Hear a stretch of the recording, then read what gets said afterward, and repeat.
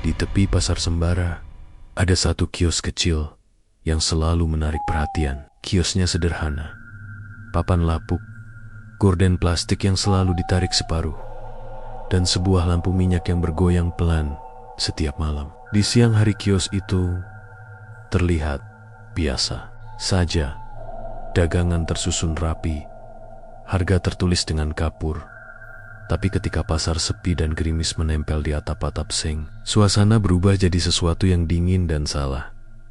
Warga sekitar menamainya kios Pak Herman, karena selama bertahan-tahan, sosok yang duduk di balik meja itu dikenal sebagai lelaki paruh baya yang ramah, selalu menyapa pembeli dan memberi potongan harga pada ibu-ibu. Tapi sejak beberapa bulan terakhir, ada bisik-bisik yang menyebar. Bisik itu bermula dari suara tangisan anak kecil yang sering terdengar dari sebelah dalam kios. Tepat ketika jam menunjukkan tengah malam, dengar sendiri, "Fa, tengah malam kemarin aku bangun karena ada suara seperti anak nangis." Dari kios itu, suara Lila gemetar ketika dia menceritakan pengalamannya pada tetangga di warung kopi. Mata semua orang di warung seketika tertuju ke jalan pasar yang gelap. Di pasar, cerita tumbuh cepat seperti jamur. Pedagang yang berjaga sampai larut mengaku melihat bayangan Keselenka melintas di depan lampu. Pembeli yang pulang larut-larut merasa ada yang mengikuti dari kejauhan, seperti lengka-lengka kecil yang tidak pernah terdengar jelas. Kadang ada bekas tapak kecil di tanah berdebu depan kios, padahal hujan belum turun. Ari, seorang tukang sayur yang kiosnya tidak jauh dari Pak Herman, selalu menutup lapak pukul 8 malam. Tapi seminggu lalu, ia menemukan kantong berisi koin kuno bukan uang biasa tergeletak di ambang pintu. Bentuknya aneh, seperti ada gambar mata, katanya pada temannya. Ia meletakkannya di dalam saku. Dan semalaman, mimpi buruk datang. Ia bermimpi seorang anak memegang tangannya, lalu melepaskan sebuah janji yang tidak pernah ia mengerti. Kisah-kisah seperti itu membuat suasana pasar malam berubah. Lampu kuning yang sebelumnya terasa hangat, kini terasa muram. Orang-orang yang dulunya melewati kios itu dengan biasa-biasa saja, kini menyingkir lebih jauh. Mereka menghindari tatapan mata yang menurut kabar bisa membuat orang merasa haus. Bahkan beberapa pembeli yang datang ke kios Pak Herman tidak pernah pulang dengan wajah yang sama. Mereka tampak kusam, seperti hilang sesuatu yang tidak terlihat. Di antara semua itu, ada satu tokoh yang merasa penasaran lebih dari yang lain. Mira, gadis muda yang baru menempati rumah di gang belakang pasar. Mira bukan tipe yang percaya tahayul. Ia penulis lepas, biasa menulis cerita-cerita kecil untuk majalah lokal. Ketika ia mendengar banyak versi cerita tentang kios tersebut, sebagian rasa ingin tahunya muncul karena insting jurnalistik. Ini sudah menjadi berita kecil yang menarik. Tapi selain itu, ada sesuatu yang lebih pribadi. Adiknya, Randy, beberapa malam lalu pulang terlambat dari kerja dan tanpa sadar berjalan ke arah kios Pak Herman. Randy pulang dengan ceceran lumpur di sepatu dan tatapan kosong selama beberapa menit setelahnya. Ia menolak menjelaskan apa yang dilihatnya. "Aku hanya tanya harga, Mimi. Itu saja," kata Randy dengan suara datar ketika Mira bertanya. Tetapi di tangan kanannya ada bekas luka kecil yang tidak dia punya sebelumnya, seperti cakaran halus yang membentuk garis melengkung. Mira memutuskan untuk menghabiskan satu malam berjaga di pasar. Ia membawa sebuah termos kopi, buku catatan, dan sebuah senter kecil. Ia duduk di bangku dekat lapak sayur Ari, jarak yang cukup dekat untuk mengamati kios Pak Herman, tapi cukup jauh untuk tidak terlalu terlihat. Jam menunjukkan pukul 12 lewat ketika suara itu pertama kali terdengar. Bukan dari jauh, tapi seperti melewati dinding, bergetar di telinga Mira. Tangisan itu halus, seperti ratapan yang diselingi napas pendek. Bukan tangisan biasa, itu seakan menahan sesuatu menagih sesuatu. Mira menoleh ke arah kios. Gorden plastik bergoyang pelan. Lampu minyak di dalam berkedip-kedip. Cahaya kuningnya menari-nari pada tepian meja. Di sebelah lampu, ada sesuatu yang ia tidak lihat di siang hari. Sebuah boneka kecil duduk di kursi kayu. Badannya usang dan matanya tampak terbuat dari butiran hitam. Boneka itu menoleh ke arahnya. Atau mungkin Mira yang merasa seperti itu. Ada aroma yang sulit dideskripsikan. Campuran kemenyan yang terbakar, bau tanah yang basah, dan sesuatu yang hangus. Tiba-tiba, dari balik gorden, sebuah suara berat namun lembut berkata, "Ada yang mau membeli?" Suara itu bukan dari Pak Herman. Seperti yang selama ini dikenal orang, ada nada lain. Sesuatu yang mengusik. Sejenak Mira lupa bernapas. Tak lama kemudian, sosok muncul setengah dari balik gorden. Seorang lelaki berperawakan kurus, rambutnya licin, matanya tampak dalam dan kosong. Ia menyapa dengan senyum tipis. "Malam, Bu. Masih buka kok, datang saja. Pilih yang disuka." Mira ingin berdiri dan menanyakan banyak hal, tapi kata-kata tersangkut.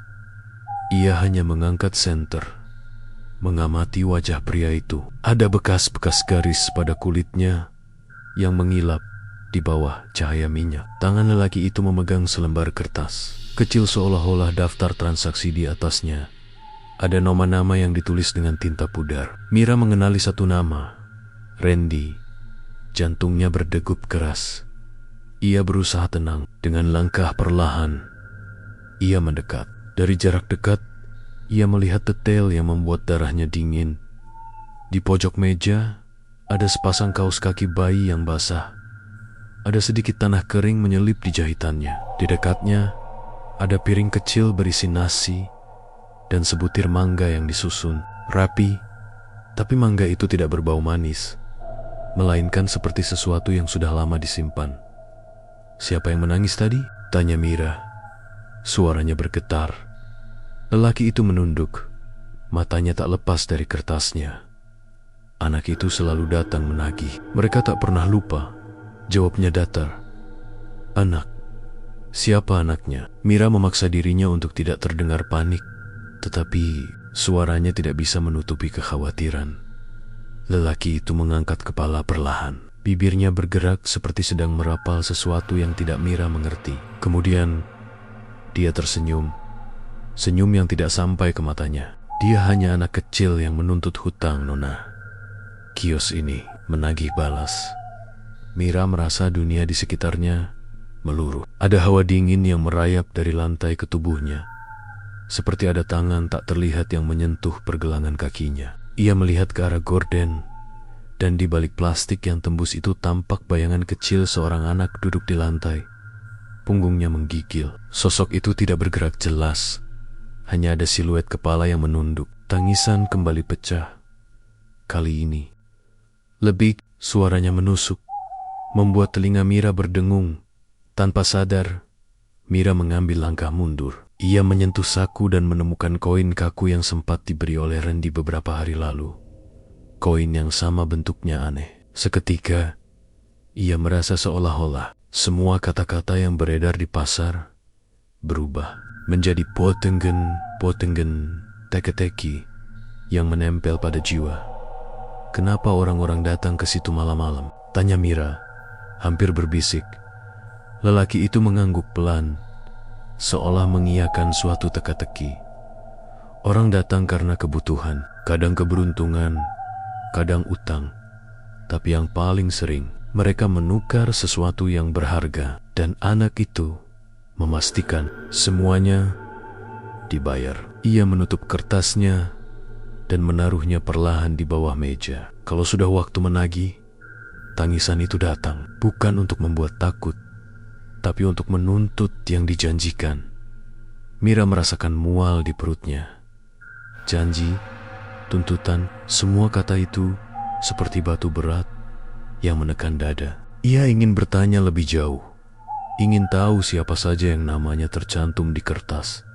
Apa yang sebenarnya ditukar. Namun sebelum ia sempat membuka mulut, suara langkah kaki di gang pasar membuatnya menoleh. Seorang ibu penjual kerupuk menutup etalasenya tergesa-gesa.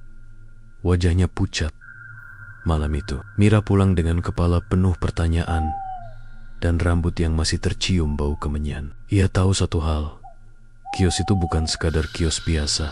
Di bawah lampu minyak, ada sesuatu yang hidup dengan janji-janji lama dan suara-suara yang tak bisa diabaikan. Tangisan anak kecil itu bukan sekadar bunyi.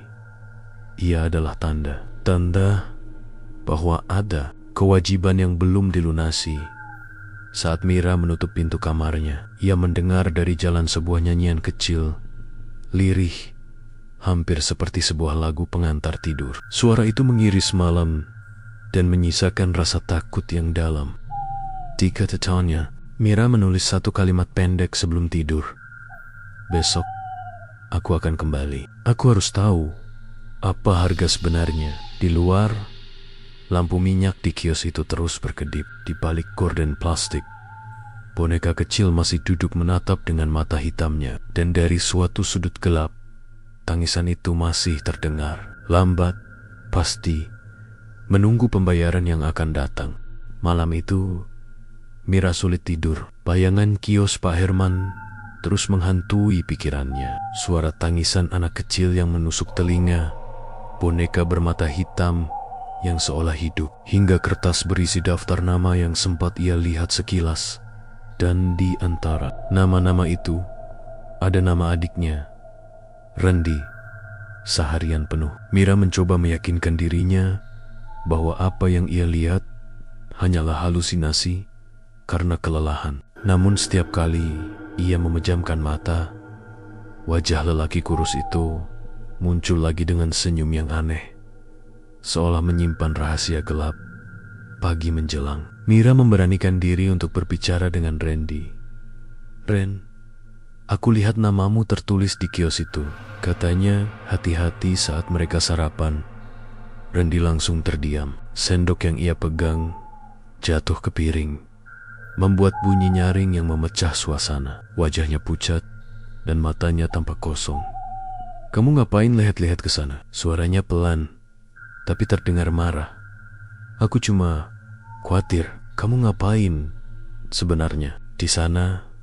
Randy menatap Mira sebentar, lalu buru-buru bangkit dari kursi. Sudah, jangan ikut campur. Mira hanya bisa menatap punggung adiknya yang tergesa keluar. Tapi dari sorot matanya, Mira tahu Randy menyembunyikan sesuatu yang serius. Siang harinya, Mira berkeliling pasar. Ia mencoba mencari informasi dari para pedagang. Awalnya mereka enggan bicara. Sebagian hanya geling-geling kepala. Tapi setelah Mira memaksa dengan alasan ingin menulis artikel, seorang pedagang tua akhirnya membuka suara. Dulu kios itu bukan milik Pak Herman, bisik lelaki tua itu sambil melirik kanan kiri. Pemilik aslinya mati gantung diri di dalam kios. Sejak itu, Herman datang entah dari mana, langsung buka usaha, dan ajaibnya, dagangannya selalu laku. Mira menggar niat. Tapi kenapa ada suara anak kecil? Lelaki tua itu menelan ludah. Karena kios itu butuh tumbal. Setiap pembeli yang datang malam hari, terutama yang mau meminta sesuatu, harus meninggalkan bagian dari dirinya. Ada yang meninggalkan uang, ada yang meninggalkan nyawa orang lain. Tapi paling sering, kios itu menagih anak-anak. Mira bergidik. Menagih anak-anak? Ya, itulah kenapa sering terdengar tangisan anak-anak yang sudah ditukar. Arwahnya terjebak di sana. Sampai kiamat pun, mungkin mereka nggak bisa keluar. Kata-kata itu membuat bulu kuduk Mira merinding. Apalagi ia teringat boneka kecil bermata hitam yang duduk di kursi kios.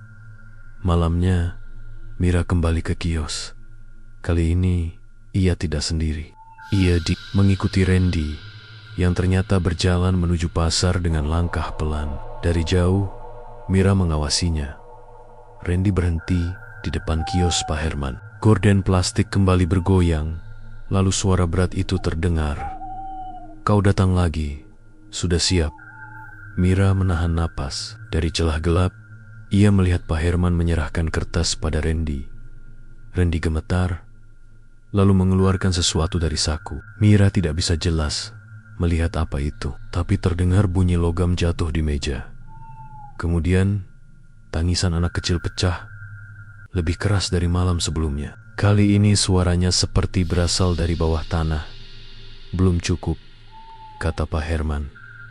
Randy menunduk, wajahnya ketakutan. Tolong, jangan ambil dia.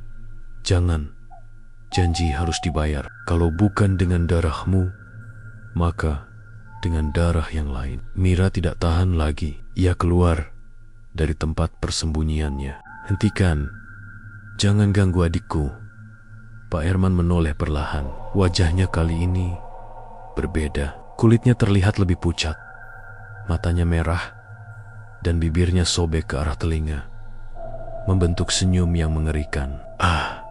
Ternyata kau juga sudah. Melihat daftar itu, namamu akan segera ditulis, Nona. Tiba-tiba lampu minyak berkedip-kedip. Dari balik gorden, muncul bayangan anak-anak kecil ada yang berjalan pincang. Ada yang merangkak, ada yang menangis, sambil menutup mata. Semua mengerubungi meja, menatap Mira dan Randy dengan wajah tanpa ekspresi.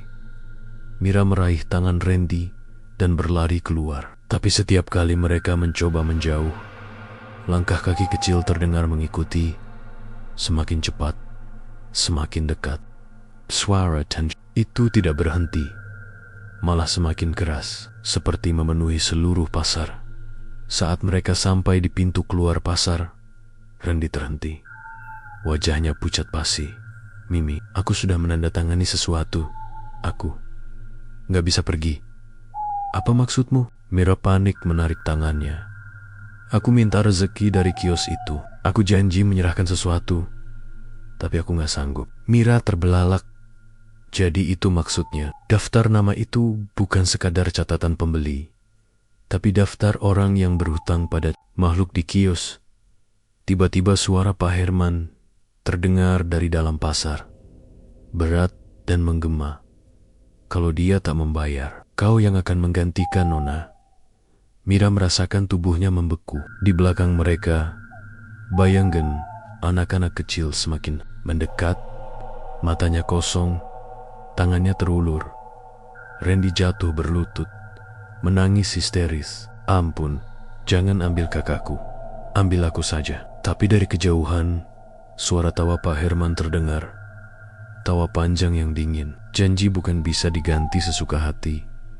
Ada aturan, ada giliran, dan tangisan itu akan terus menagih sampai utang dibayar. Malam itu, Mira tahu satu hal.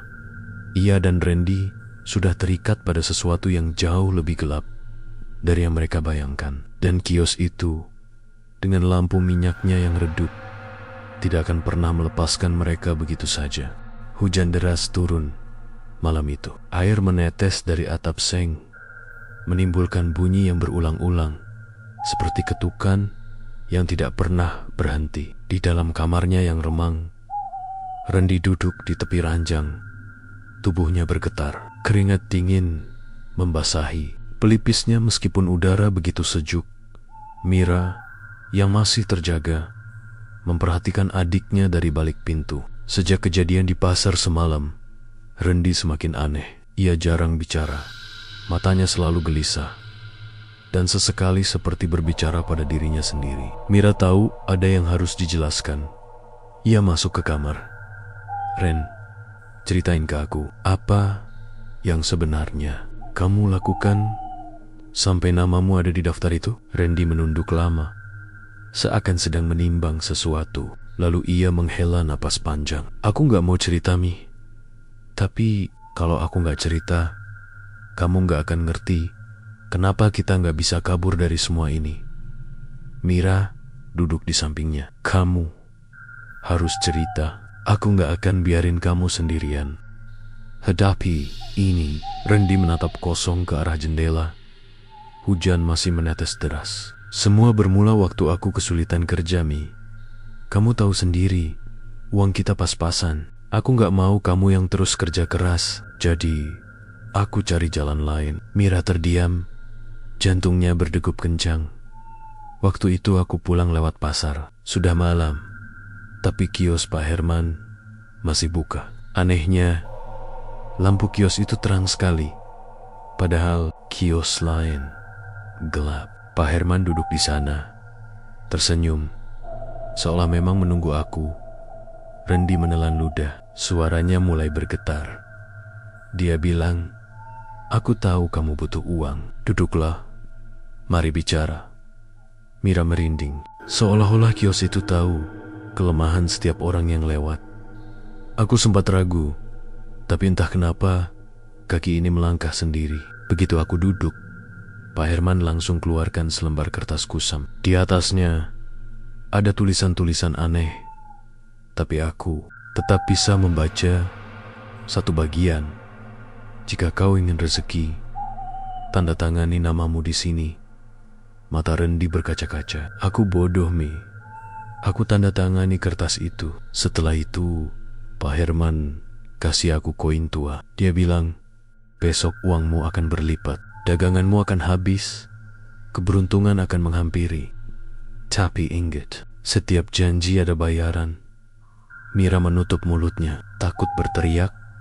"Dan benar, Mi," lanjut Rendi dengan suara serak. "Sejak hari itu, rezeki mengalir. Aku dapat banyak order di kerjaan. Orang-orang tiba-tiba percaya sama aku. Semua jadi lancar. Tapi beberapa malam kemudian, aku mulai dengar suara tangisan anak kecil dari bawah ranjang. Aku kira cuma mimpi, sampai akhirnya aku lihat bayangan anak duduk di pojok kamar. Rendi menggigil. Anak itu duduk diam, matanya kosong. Dia cuma bilang satu kata, "Bayar." Mira tertegun, wajahnya pucat. Tangisan yang sama, suara yang sama dengan yang ia dengar di kios. Aku panik, Mi. Aku kembali ke kios itu. Pak Herman cuma senyum, bilang, "Kalau nggak mau bayaran diambil dari tubuhmu, maka berikan sesuatu yang lain, sesuatu yang berharga. Yang paling kuat adalah darah keluarga." Mira terbelalak. "Jadi, kamu?" Rendi buru-buru menggeleng. "Aku nggak sanggup, Mi. Aku nggak pernah mau kasih kamu. Tapi kalau aku nggak kasih apa-apa, mereka akan ambil nyawaku sendiri. Dan sekarang, entah kenapa, mereka juga menuliskan namamu." Suasana kamar seketika hening. Hanya suara hujan dan gelegar petir yang sesekali menyambar. Mira memeluk dirinya sendiri. Bayangan anak kecil, boneka bermata hitam, dan daftar nama itu terngiang kembali. "Aku sudah coba bakar koin itu, Mi," kata Rendi lirih. "Tapi koinnya enggak." Malah, setelah aku bakar, suara tangisan itu semakin keras. Malam berikutnya, aku mimpi buruk. Dalam mimpi, aku lihat dirimu duduk di meja kios dengan kaos kaki bayi di depanmu. Aku coba tarik kamu, tapi tangan-tangan kecil itu menarik kakimu. Mira terdiam, matanya panas menahan tangis. Ia tidak tahu harus marah pada adiknya atau kasihan. "Ren, kalau begitu, kita harus cari cara putusin perjanjian itu. Kalau dibiarkan, kita berdua bisa mati," ucap Mira tegas. Rendi menunduk. "Aku gak yakin bisa. Orang-orang bilang gak ada yang bisa lepas dari janji kios itu. Kalau ada yang coba melawan, mereka menghilang begitu saja." Ada pedagang yang pernah cerita temannya dulu juga berani menolak bayar. Besoknya, kiosnya terbakar habis dan orangnya gak pernah ditemukan lagi. Tapi anehnya, di kios Pak Herman barang-barang dari pedagang itu tiba-tiba ada di sana, seperti sudah jadi bagian dari kios. Mira memegang tangan adiknya erat-erat. "Kita nggak bisa diam saja. Kalau kios itu hidup dari tumbal, pasti ada titik lemahnya. Kita harus cari tahu sejarah kios itu. Harus ada yang tahu bagaimana semuanya dimulai. Mata Randy berkaca-kaca. Kalau aku mati, Mi, janji aku jangan pernah ke kios itu lagi. Mira menatapnya tajam. Justru karena kamu yang kena, aku nggak bisa diam. Aku akan cari cara. Kalau kios itu bisa membuat janji, berarti kios itu juga bisa dihancurkan. Di luar, petir menyambar begitu keras hingga jendela bergetar. Dari kejauhan, di sela-sela suara hujan, Mira mendengar samar-samar suara itu lagi. Tangisan lirih seorang anak kecil, tapi kali ini terdengar lebih dekat, seperti berada tepat di depan pintu rumah mereka. Mira dan Randy saling berpandangan. Suara itu pelan-pelan berubah menjadi ketukan halus di pintu depan rumah. Tok, tok, tok. Dengan suara yang hampir tak terdengar, suara kecil itu berbisik di antara hujan. Bayar. Malam itu hujan akhirnya reda, namun ketukan halus di pintu rumah Mira masih terasa jelas. Seakan gema yang sengaja dibiarkan menggantung di udara. Randy tak berhenti berdoa lirih, sementara Mira menatap pintu dengan napas terengah. Entahnya, setelah beberapa menit yang menegangkan, suara itu menghilang. Tapi keduanya tahu, ancaman belum benar-benar pergi. Keesokan harinya, Mira bertekad mencari jawaban. Ia merasa satu-satunya cara untuk menyelamatkan dirinya dan Randy adalah memahami asal mula kios itu. Kenapa ada tangisan anak kecil? Kenapa harus ada tumbal? Dan siapa sebenarnya Pak Herman? Mencari jejak lama, Mira mendatangi seorang dukun tua di kampung sebelah. Namanya Mbah Rono, orang yang dikenal paham soal dunia gaib dan kisah-kisah kuno pasar. Rumahnya berada di ujung desa, di bawah pohon beringin besar. Begitu Mira masuk, aroma dupa langsung menyengat. Dinding bambu dipenuhi foto-foto lama. Sebagian sudah menguning. Aku tahu kenapa kau datang, Enduk, kata Mbah Rono sebelum Mira sempat bicara. Suaranya parau, tapi mantap. Kios itu lagi-lagi menelan korban. Ya, Mira terkejut, Mbah. Jadi kios itu sudah ada sejak lama? Mbah Rono mengangguk pelan. Ia menuang teh ke dalam cangkir tanah liat. Kios itu sudah ada sebelum pasar Sembara berdiri. Dulu, tempat itu adalah lahan kosong yang sering dipakai warga untuk berdagang musiman. Tapi suatu hari, ada seorang pedagang asing datang. Namanya Surya Wiratma. Orangnya pintar berdagang, tapi tamak luar biasa. Mira menajamkan telinga. Surya ingin dagangannya selalu laris. Ia lalu pergi berguru ke tempat yang salah seorang dukun hitam. Dukun itu mengajarinya pesugihan dengan syarat sederhana. Setiap keuntungan harus dibayar dengan jiwa anak kecil. Semakin banyak anak yang ditumbalkan, semakin besar rezekinya. Mira merinding. Jadi, tangisan anak-anak itu adalah arwah anak kanok yang ditukar Surya demi kekayaannya. Konon, ia menyimpan benda-benda milik mereka di kiosnya, sepatu kecil, boneka, bahkan pakaian. Semuanya jadi pengikat roh-roh itu. Mira langsung teringat boneka bermata hitam dan kaos kaki bayi di meja kios. Tapi, Mbah, bagaimana dengan Pak Herman? Bukankah sekarang dia yang menjaga kios itu? Mbah menghela napas berat. Surya mati gantung diri di dalam kios. Orang bilang ia menyesal, tapi arwahnya tak pernah pergi. Setelah itu, siapapun yang menempati kios itu akan dirasuki. Tubuhnya dipakai untuk melanjutkan perjanjian. Orang yang kau lihat sebagai Pak Herman itu sebenarnya bukan lagi manusia. Sebenarnya itu adalah Surya yang bersembunyi dalam tubuh baru. Mira terdiam. Tubuhnya dingin seperti es. Jadi selama ini pedagang ramah yang dikenal warga hanyalah topeng belaka. Lalu, apa tidak ada cara memutus perjanjian itu, Mbah? Tanya Mira dengan suara bergetar. Mbah Rono menatapnya lama. Ada, tapi berat. Kau harus menemukan benda pertama yang digunakan Surya untuk memulai pesugihan. Konon, itu sebuah koin kuno yang selalu berpindah ke tangan orang-orang yang sudah menandatangani janji. Koin itu harus dimusnahkan dengan api suci, api yang dinyalakan dengan doa dan darah orang yang terikat perjanjian. Mira teringat koin aneh yang dimiliki Randy. Koin dengan gambar mata di tengahnya. Kalau koin itu dihancurkan, Tenjisen anak-anak akan berhenti. Tapi Mbah Rono berhenti sebentar, lalu menatap Mira dengan sorot tajam. Kau harus siap, Surya tak akan membiarkan kalian lolos begitu saja. Dia akan menagih, bahkan lebih ganas dari sebelumnya. Malam penuh bayangan Mira pulang dengan kepala penuh beban. Ia menceritakan semuanya pada Randy.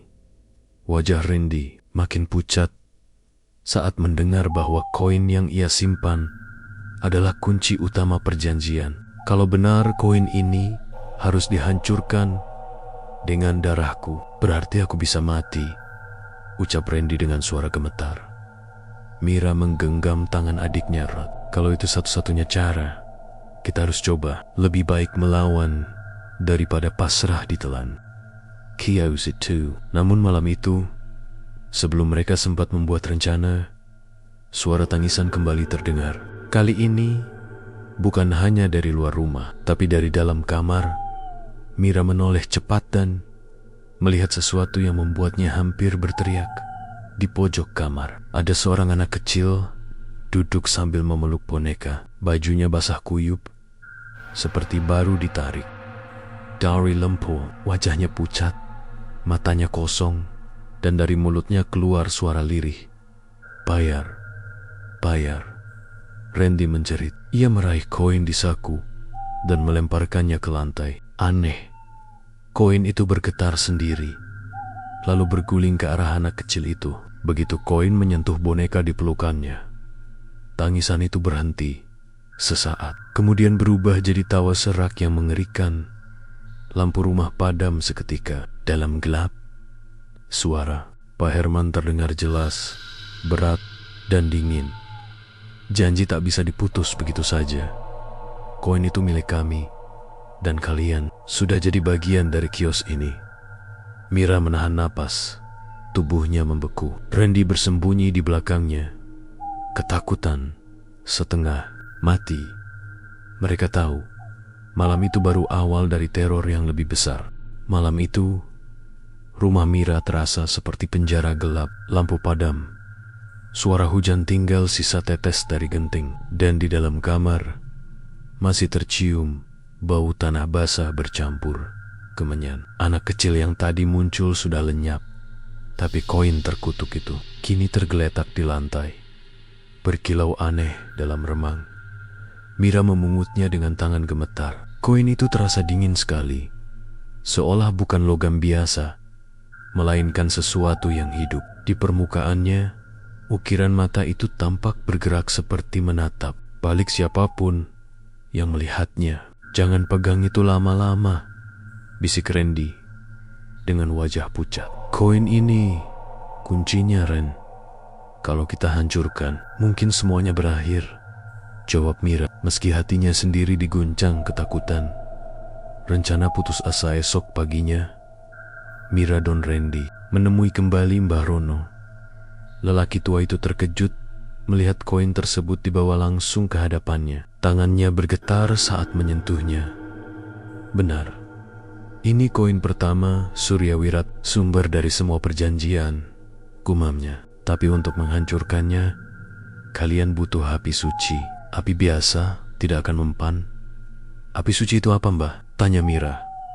Api yang dinyalakan dengan minyak dari pohon beringin tua dicampur dengan darah orang yang terikat janji. Dan itu, koin hanya akan kembali ke pemiliknya. Randy menelan ludah. Darahku. Berarti aku yang harus mengorbankan diri. Mbah Rono menatapnya dalam. Ya, tapi bukan berarti mati, asal kau kuat. Luka kecil saja sudah cukup. Yang babah bukan darahmu. melainkan makhluk yang akan datang menagih sebelum koin itu hancur. Mira langsung menggenggam tangan adiknya. Kalau begitu, kita harus siap. Aku gak akan biarin kamu sendirian. Malam penghancuran malam itu, mereka mengikuti petunjuk Mbah Rono. Di halaman rumah tua Mbah Rono, tepat di bawah pohon beringin raksasa, sebuah lingkaran dari garam dan bunga ditaburkan. Mbah Rono menyalakan dupa dan sebuah wadah berisi minyak dari getah beringin. Begitu darah menetes ke api ini, nyala akan berubah menjadi biru. Itu tanda api sudah suci. Taruh koin di dalamnya, jelas Mbah Rono. Randy mengangguk, tangannya gemetar saat memegang pisau kecil. Ia menoleh ke Mira. Kalau ada yang terjadi sama aku, tolong jangan bicara begitu. Potong Mira cepat. Matanya berkaca-kaca. Akhirnya, Randy menggores telapak tangannya pelan. Darah segar menetes ke api. Benar saja, nyala api berubah menjadi biru kehijauan. Berkobar aneh, meski tidak ada angin dengan beroni. Mira meletakkan koin itu ke dalam api. Teror dimulai begitu. Koin menyentuh api. Suara tangisan anak-anak langsung pecah dari segala arah. Suaranya keras sekali, membuat telinga berdengung. Dari gelap pekarangan beangan anak-anak kecil bermunculan. Ada yang berjalan terpincang, ada yang membawa boneka, ada yang wajahnya tertutup lumpur. Mereka melangkah ke arah lingkaran garam. Jangan biarkan mereka masuk, teriak Mbah Rono sambil merapal doa. Tapi tangan-tangan kecil itu menepuk-nepuk lingkaran garam, menimbulkan suara tep-tep-tep yang mengerikan. Tangisan mereka bercampur dengan tawa serak. Tiba-tiba, suara berat menggema dari balik kegelapan. Berani sekali kalian mengkhianati janji. Dari arah pohon beringin, sosok Pak Herman muncul. Wajahnya berubah, matanya merah menyala, mulutnya sobek hingga ke telinga, dan kulitnya pucat seperti mayat. Suaranya bergema seperti berasal dari dua orang sekaligus. Itu milikku, koin itu darahku, kekayaanku, kehidupanku. Kembalikan sebelum terlambat. Api biru mulai berkedip-kedip, seolah ingin padam. Mira panik. Ia tahu jika apinya mati, koin itu takkan pernah hancur. Ren, tahan tangannya di atas api. Biar darahmu tetap memberi tenaga, teriak Mira dengan wajah meringis kesakitan. Randy meneteskan lagi darahnya ke api. Nyala biru kembali menguat, membuat koin itu mengeluarkan suara mendesis seperti besi terbakar. Pak Herman meraung marah. Baanggen anak-anak itu kini berteriak bersamaan. Telinganya seperti akan pecah. Beberapa dari mereka mencoba menerobos lingkaran garam, tapi tubuh mereka terbakar begitu menyentuhnya. Mira menutup telinga, air matanya mengalir. Tolong Mbah, doanya lebih keras. Mbah Rono mengguncang tubuhnya, suaranya serak. Aku sudah berikan semua, tinggal kekuatan darah munduk. Jangan biarkan api padam. Saat penentuan koin di dalam api mulai retak, mengeluarkan cahaya merah menyala. Tapi bersamaan dengan itu, Pak Herman melangkah lebih dekat. Tubuhnya kini lebih tinggi, lebih gelap, dan dari punggungnya muncul bayangan menyerupai tangan-tangan panjang yang mencoba meraih mereka. Kalau koin itu hancur, kalian akan kubawa bersama arwah-arwah ini, teriaknya. Randy hampir pingsan karena kehilangan darah. Mira segera meraih pisau dan menggores tangannya sendiri. Ia meneteskan darahnya ke api, membuat nyalanya semakin besar dan berubah jadi biru pekat. Kalau kau mau ambil aku sekalian, teriak Mira dengan suara bergetar, tapi matanya penuh perlawanan. Koin itu akhirnya pecah, meledak kecil di dalam api. Suaranya seperti jeritan ratusan anak yang dilepaskan bersamaan. Payunggen anak-anak yang tadi menjerit kini satu persatu lenyap. Wajah mereka berubah tenang sebelum menghilang ke udara. Pak Herman menjerit panjang. Tubuhnya terbakar oleh api biru. Wajahnya meleleh, menampakkan sosok lain di baliknya sosok. Lelaki tua dengan mata penuh keserakahan. Surya Wiratma. Tidak, kekayaanku, janjiku, kalian tak bisa menghancurkannya. Api melahap seluruh tubuhnya hingga tak tersisa. Hanya suara jeritan terakhir yang menggema lama di bawah pohon beringin. Setelah api pada lingkaran garam, kini sepi. Api biru meredup, menyisakan abu hitam dan pecahan koin yang sudah tak berbentuk. Randy jatuh terduduk, wajahnya pucat, tapi masih hidup. Mira memeluknya erat-erat, air matanya bercampur dengan darah di tangannya. Mbah Rono menghela napas panjang. Kalian berhasil enduk. Tangisan itu sudah berhenti. Jiwa-jiwa anak yang ditahan akhirnya bebas. Mira menoleh ke arah pasar yang terlihat samar dari kejauhan. Untuk pertama kalinya, kios itu tampak benar-benar gelap, tanpa lampu minyak, tanpa bayangan boneka, tanpa suara tangisan. Namun, sebelum mereka meninggalkan tempat itu, angin dingin berhembus kencang dari abu koin yang hancur. Samar terdengar suara lirih. Janji tak pernah benar-benar berakhir. Mira, ia tahu, meski koin itu sudah hancur, mungkin masih ada jejak perjanjian lain yang belum sepenuhnya musnah. Sudah seminggu sejak malam penuh teror itu berlalu. Mira dan Randy mencoba menjalani hidup normal, meski luka di tangan mereka masih meninggalkan bekas. Kabar tentang kios Pak Herman cepat menyebar. Kini tempat itu kosong. Barang-barangnya dibawa pergi keluarganya, dan warga menganggap kios itu sudah bersih. Namun, ketenangan itu hanya bertahan sebentar. Pasar yang sepi, tapi hidup. Suatu pagi, Mira melewati pasar untuk membeli sayur. Biasanya, jam segitu, pasar sudah ramai pedagang berteriak, menawarkan dagangan. Tapi hari itu, suasananya janggal. Banyak kios tertutup lebih awal. Wajah para pedagang tampak murung, dan beberapa memilih berbisik-bisik, seakan takut ada yang mendengar. "Bu, kenapa kios sebelah tutup semua?" tanya Mira pada seorang pedagang sayur. Si pedagang menatap kanan kiri, lalu mendekat. Semalam, ada yang dengar suara tangisan lagi dari kios Pak Herman. Padahal katanya udah dibersihin ya. Mira tercekat. Tangisan anak kecil. Pedagang itu mengangguk cepat, lalu buru-buru menunduk, pura-pura sibuk merapikan sayurnya. Jantung Mira berdegup kencang. Ia tahu tangisan itu bukan hal biasa. Padahal koin terkutuk sudah dihancurkan, jiwa-jiwa anak sudah dibebaskan. Jadi, kenapa suara itu kembali? Malam yang mengulang malamnya, Mira tidak bisa tidur. Rasa penasaran bercampur dengan rasa takut. Akhirnya, ia memutuskan untuk pergi diam-diam ke pasar bersama Randy. Mereka membawa senter kecil dan tentu saja doa-doa yang diajarkan Mbah Rono. Pasar itu gelap dan sepi. Hanya ada beberapa lampu jalan yang redup.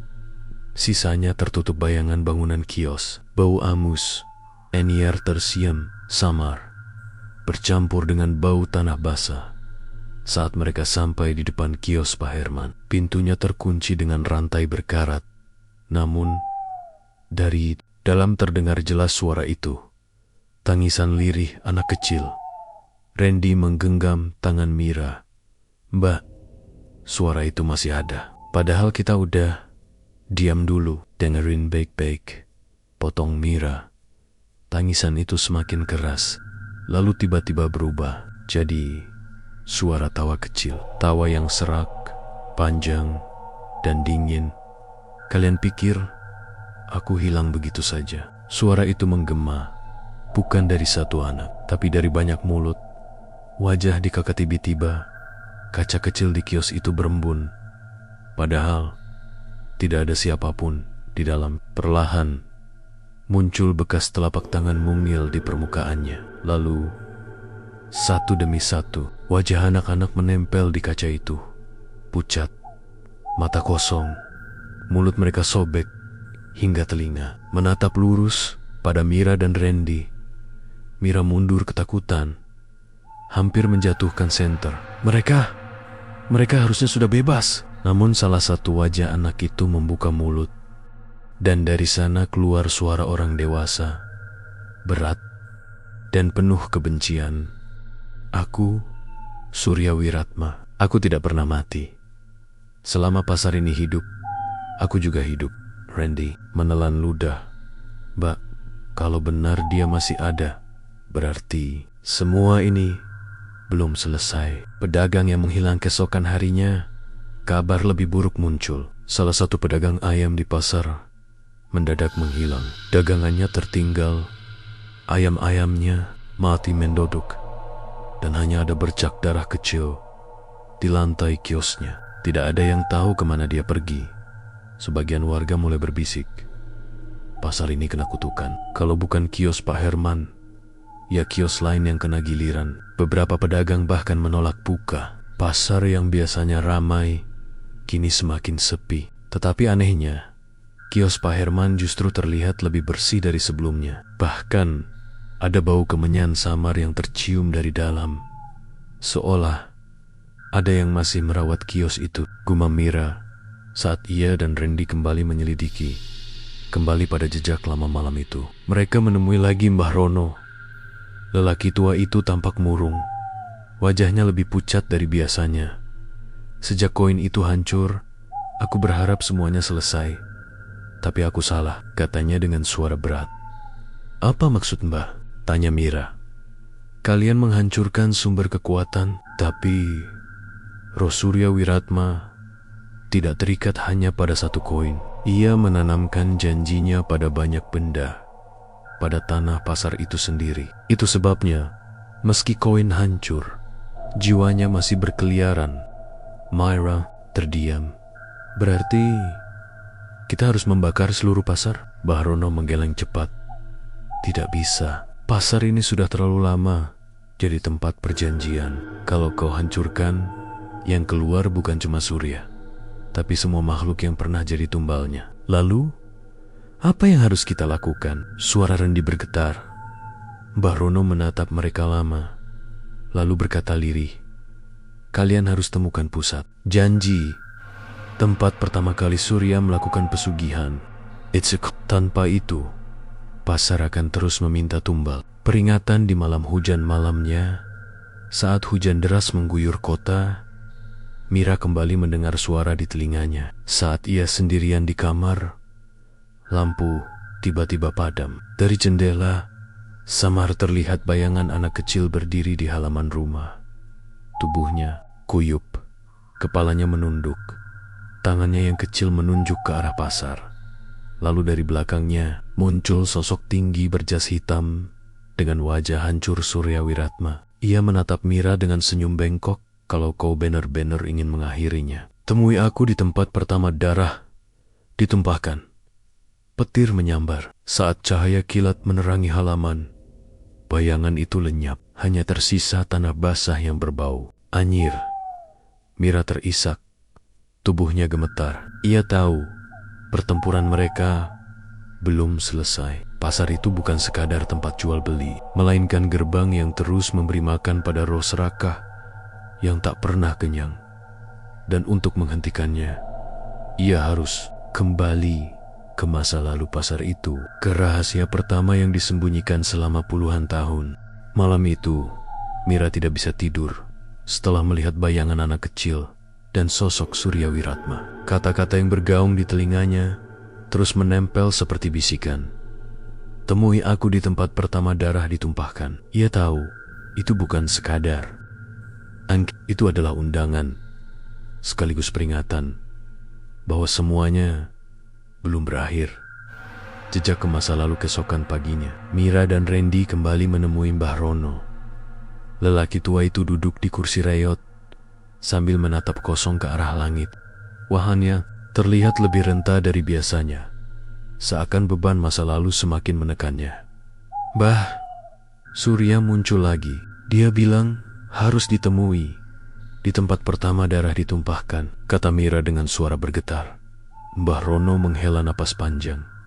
Itu berarti kalian harus menemukan pusat janji, tempat di mana Surya pertama kali mengikat perjanjian dengan makhluk gaib.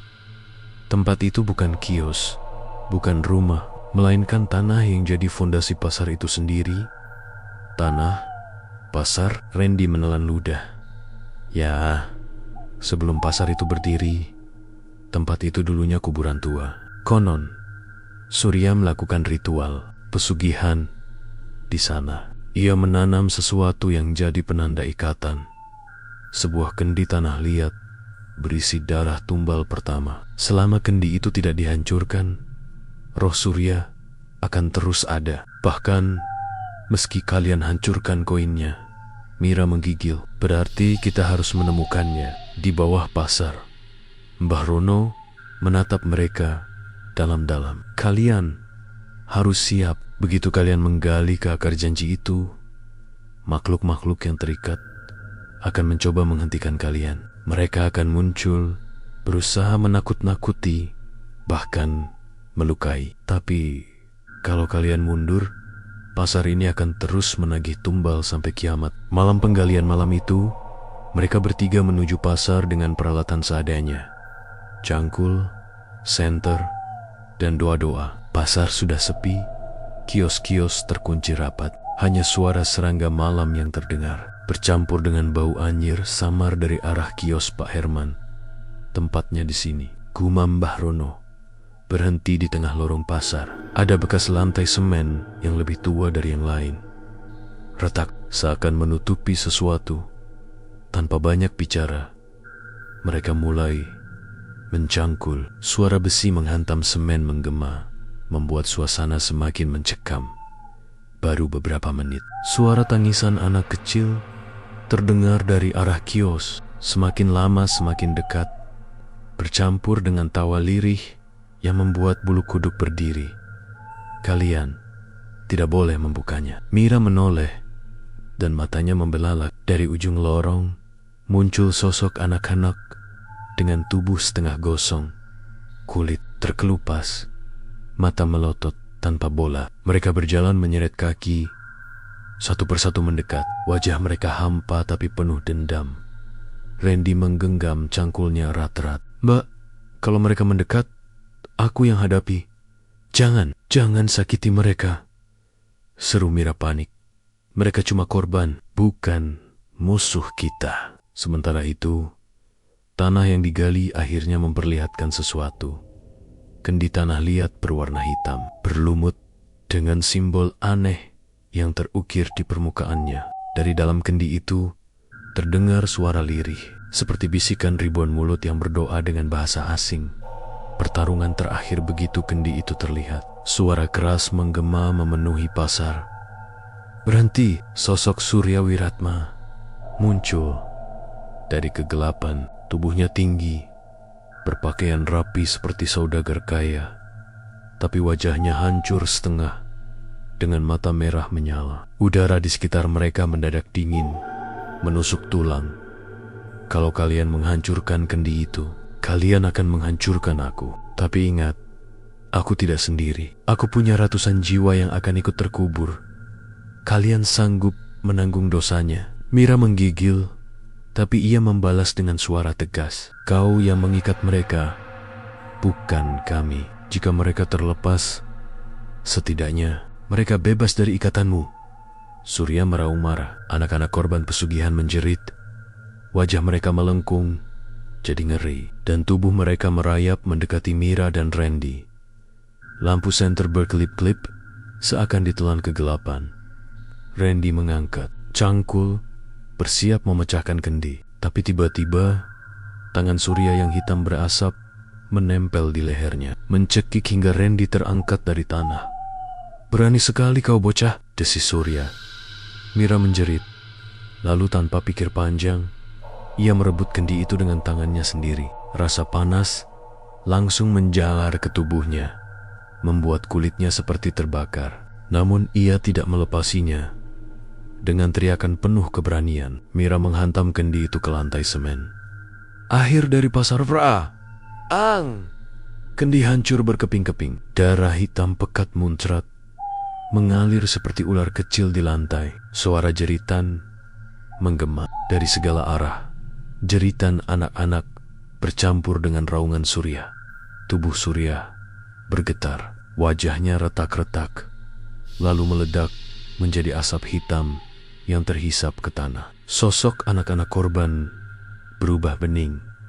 Mata mereka kembali normal. Mereka tersenyum lirih pada Mira. Sebelum akhirnya lenyap bagai kabut diterpa angin, pasar berguncang hebat, seakan tanahnya marah. Dinding retak, atap bergoyang, kios-kios roboh satu persatu. Mira dan Randy berlari bersama Mbah Rono keluar dari lorong, meninggalkan pasar yang porak-poranda. Saat mereka sampai di luar, hujan deras mengguyur. Pasar tradisional itu runtuh, sebagian terbakar dari dalam tanpa api yang jelas. Warga yang berdatangan hanya bisa menatap ngeri. Mbah Rono menunduk, suaranya bergetar. Akhirnya, janji darah itu diputus. Mira menangus, tubuhnya lemas. Randy memeluknya erat, meski napasnya masih terengah. Beberapa minggu kemudian, pasar tradisional itu ditutup permanen. Pemerintah berencana merobohkan sisanya dan membangun ulang tempat baru di lokasi lain. Warga bernafas lega, meski trauma masih membekas. Mira sering bermimpi melihat wajah-wajah anak-anak itu. Tapi kini, mereka tersenyum damai. Ia tahu, mereka akhirnya bebas. Namun, dalam satu mimpi terakhir, Mira melihat sosok Surya berdiri jauh di tengah kabut. Wajahnya samar. Ia tidak lagi menatap dengan marah, melainkan dengan senyum sinis. Selama ada manusia yang serakah, aku akan selalu punya jalan kembali. Mira terbangun dengan keringat dingin. Ia menatap langit subuh. Dari jendela kamarnya lalu berbisik, "Pelan, kalau kau kembali, aku juga akan siap menunggumu." Dan sejak saat itu, pasar tradisional itu hanya tinggal cerita sebuah legenda seram yang diwariskan turun-temurun tentang pesugihan, darah, dan janji yang tak pernah benar-benar padam.